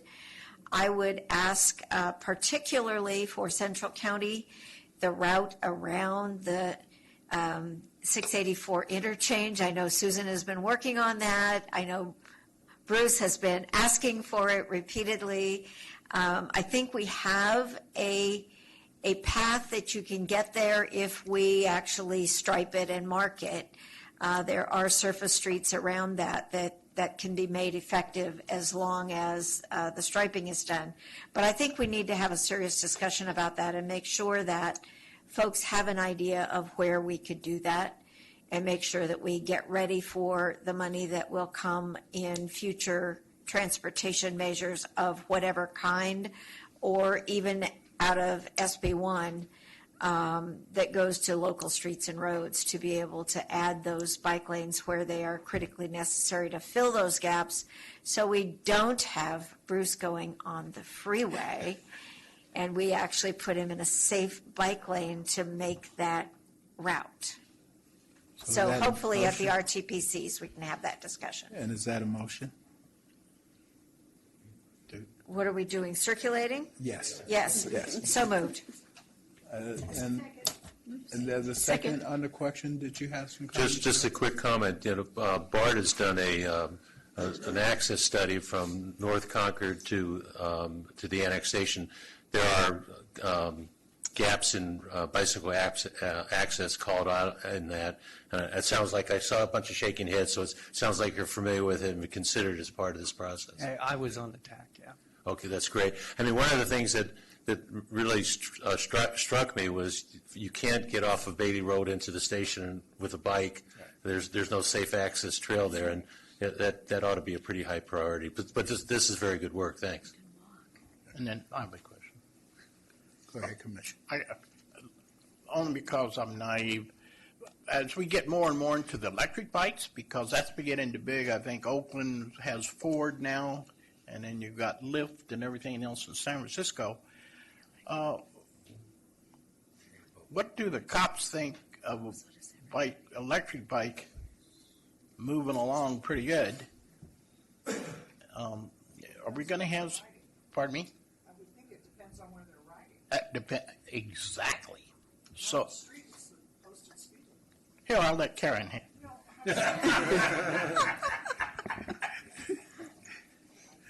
Okay. Karen, did you have some finishing? No. Okay. Thank you. So, Commissioner Aberson, I see your light on. I'm sorry, I forgot. Okay. So we have a motion for circulation by Pierce and second by Askew. All in favor? Aye. Opposed? Okay. And what's the pronunciation? I'm sorry. You got it right. Okay. Okay. Thank you. So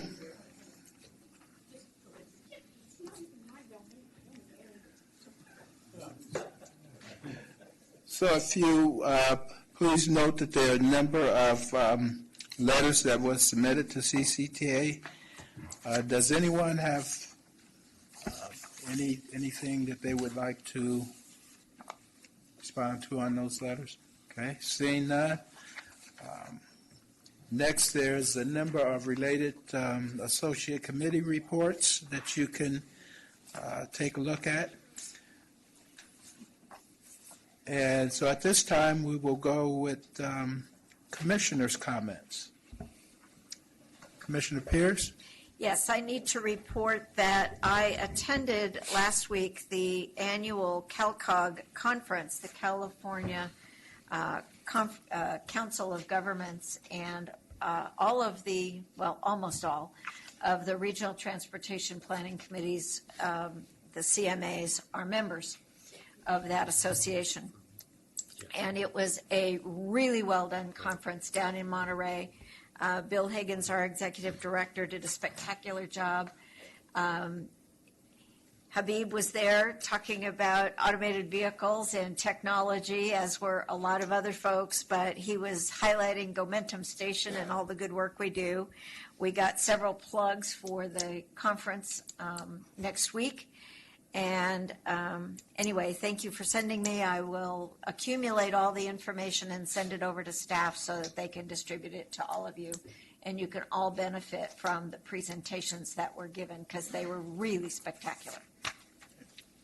Commissioner Hudson? Yeah, I didn't want to get away from this because I think Newell touched on something that just is so widespread. And it isn't just bikes. It's pedestrian. There seems to be no protocol for this multiple transportation operation or whatever we're doing out there anymore. You saw it with two other members talking about it. The worst offenders to me are the drivers. Maybe it's because I'm getting old, but I remember when it used to be slower traffic, move to the right. Not anymore. So maybe there has to be and I don't know if this is the place to do it or where we'd start it or at least touch on it, think about it, some kind of just day-to-day mobility, because that's what we're really stressing is redefining mobility. And it's not going to get less, it's going to get more. You're going to see more electric bikes. You're going to see more shared programs. Mobility on demand was the key phrase, along with innovative strategies, which I think we have on I-680. At a mobility summit in Chicago just last week. So maybe it is something we touch on or take a look at or see what we can do while we still have our Caltrans person remembering the good old days. Thank you. Commissioner, what's your name? Oh, what's his name? Yeah. So first I want to acknowledge that Commissioner Hudson is getting old. So at the... At a recent meeting, there was a comment about the escalators at BART, and we acknowledge that the escalators are getting old and they are certainly giving us serviceable problems. But it occurred to me that it might help you with comments you might get from some of your constituents to hear about our escalator program renovation update. I don't want to go through all these facts, but we do have an aggressive program now that intends to focus on the downtown San Francisco stations because that's where most of our riders go, but it will benefit the technology and the implementation will benefit stations in the outlying areas, particularly Richmond, Pittsburgh, Bay Point, and Fremont on the other end. So I just thought it would be helpful for you to at least have information that it's the intention of BART to replace 41 escalators in the upcoming year and ensure that people do have the access. And again, we all recognize the frustration of going to a station and having an escalator out of service, and we now are trying to respond to that as aggressively as we can. So just a fact sheet about what we're doing might help you with questions from some of your constituents. Commissioner Trotter, followed by Unrich. Thank you, Mr. Chairman. Just a brief announcement regarding Moraga. On March 12th, we brought on board our new town manager, Cynthia Battenberg, formerly the Community Development Director for the City of San Leandro. We're excited to have her on board, and to give this a transportation nexus, I will tell you that she has agreed that she will not ride her bicycle on the freeway. Commissioner Unrich. I just wanted to report out that I had the opportunity to be one of 3 people to meet with the editorial board of the Mercury Times and the Contra Costa Times on Regional Measure 3 to advocate. That was with Carl Guardino of the Silicon Valley Leadership Group and Jim Wonderman of Barry Council. It was an interesting 2-hour process. As you saw earlier this week, they did come out to support it. They had 3 concerns, and we kind of acknowledged those 3 concerns. And this isn't criticism, it's just real. They complimented us in Measure X for the BART funding that we had a maintenance of effort. That was one of their 3 concerns of supporting this, that there wasn't. But they acknowledged the Inspector General aspect, and they thought that was a step in the right move. They were concerned about what happens after 25 years, because this funding is permanent. And the case was, and I think it's a question that if we're asked, because we can only talk about facts, that it would be presumptuous on anybody in any legislation to think that we could make decisions 25 years from now how future funding, because the funding is only committed to the first $4.5 billion, and that 25 years would support that. And I think they got that. The third one is something interesting, and it's been talked about even at Silicon Valley Leadership Group, Area Council, when they had their forum that I got to attend a couple of weeks ago on Bay Area housing crisis, is that there might be in the future some corporate responsibility in funding that's going to have to look at both the housing side and the transportation side. If you have these core employers that are all located in one place and they're causing everybody to go there, while they are investing a lot in buses and trying to help, that they may need to take a bigger role of responsibility. And I think they wrote a little bit about that. But, and I think we've just put out here from the agency facts about how it helps our county, and we as an agency participate at almost $500 million out of this funding. That's $490 million.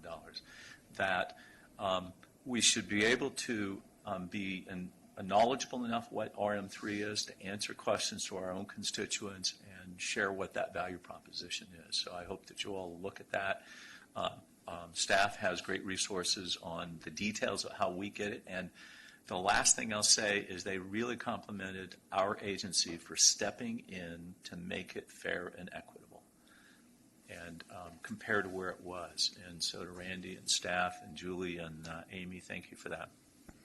Okay, and I also want to say, Neil, that I played an important role in that, and you forget that every time that you make the comment. So I just didn't want my sweat to go down the drain. No problem. But I will say, is there any other comments? Just, I think that this has been a really good meeting today because there's Don't forget Randy's comment. some things that have come out in terms of what Momentum is all about and the clarity that we need and the role that we're going to be taking. Mobility as a whole has, the bike pedestrian report, something that's amazing, and we do have to really look at pedestrian because all modes of movement is very important to how we get people to where they need to go. So I think that the items on the agenda were very important and appropriate. And now we'll turn to our executive director for his comments and reports. So first of all, slower traffic, move to the right is a black and white sign. When you see that on the freeway, that means it's regulatory. So if you're going 65, the speed limit in the fast lane, and somebody's trying to overtake you, you're supposed to move over. So Lindsay wants to run a podcast so I can talk about these little factoids. the highest percentage increase of accident fatalities in the United States between 2015 and 2016 was 35,092 killed in 2015, 37,461 in 2016 was pedestrians, 9% increase. So we need to work hard at making sure that, number one, the pedestrians are not taken up by looking at something else or paying attention, but also the drivers. And so we're trying to figure ways of getting drivers' attention so that they pay attention to those pedestrians. And so I just want to mention that. As far as the executive director's report, got to give a speech at NACO. This is probably our 7th speech at NACO, talking about redefining mobility and things that we're doing. And a lot of counties around the United States want to do what we do, and they want to know how to do it. And so we're invited numerous times, and so we go out. In this case, it was the Northeastern was coming in through the upper Northeast there, and the planes were coming in like sideways, and then they would land like that. It was a terrible, terrible ordeal. But ultimately, it was nice on Saturday when I flew back. And Lindsay hasn't finalized the accounting, but we've got the first license in California to operate a level 4 autonomous vehicle before DMV released the regulations, and we got a lot of airplay, not only within the state or within the Bay Area, but CBS ran it nationwide. And so that was a big deal. And I got to speak with Sal Castaneda live, and you talk about pressure. You're standing there, there's like 2 cameras, and he's reading something off a teleprompter, but he's telling you to look at him, so you can't look this way. And so you can't make any mistakes. The other thing I want to tell you along the lines of pedestrian safety is we had only a couple cities attend this, but we held a tech series, which we normally do. And there's a company called Brisk Synergies, and it's in here. And Lafayette was one of the cities, and Lafayette has a couple trouble spots for pedestrians, but you don't really know what the problem is, and your engineers really don't know what the problem is. But you happen to have cameras in this area. And so what they do is they take the images off that streaming video and they analyze it to help the city engineers and the planners figure out what is the real problem. And so it was Oakley and it was Lafayette. So your cities, in fact, I think Oakley might even already have a contract with this guy, but you have some issues in 4 spots in Lafayette and along the main street that you want to try to figure out how to deal with that. Pedestrians, the fatality increase is great. I want to let you know that the California Transportation Commission this morning or this afternoon, late this afternoon actually, authorized $15 million, a little over 15, almost 16 million, 15.6 million out of the STIP that wasn't allocated onto 680 HOV express lanes. So we'll be able to advertise that project in April. And we want to do it in April. Why? Because you're getting escalation. As soon as all this SB money hits the street, you're going to have a lack of people to do the work. And so what we try to do is advertise the projects when nobody else is advertising, so we'll get a better bid. And we have a number of contractors asking when that is coming out. Also, they'll take an action tomorrow on the $20.5 million for Grayson Creek Bridge in the shop. So we're almost halfway to getting to Commissioner Pierce's goal of getting the #1 priority for Contra Costa, the 684 interchange under construction. So that'll be phase 3. So we're getting closer to getting advertised in 680 and also advertised in 684 phase 3. So does anybody have any questions? Yeah, I had one, if I can. Just a clarification from Member Arnridge. The press praised us for having a strong memorandum of maintenance of effort with BART. Yes, for our Measure X proposal. They didn't write that in the, they didn't do that. They were very complimentary, though the fact is they looked at that as a model. So. Okay, thank you for comments and updates. At this time, this meeting is adjourned. Our next meeting will be held on April 18th. Good job, Mr. Chair. Thank you.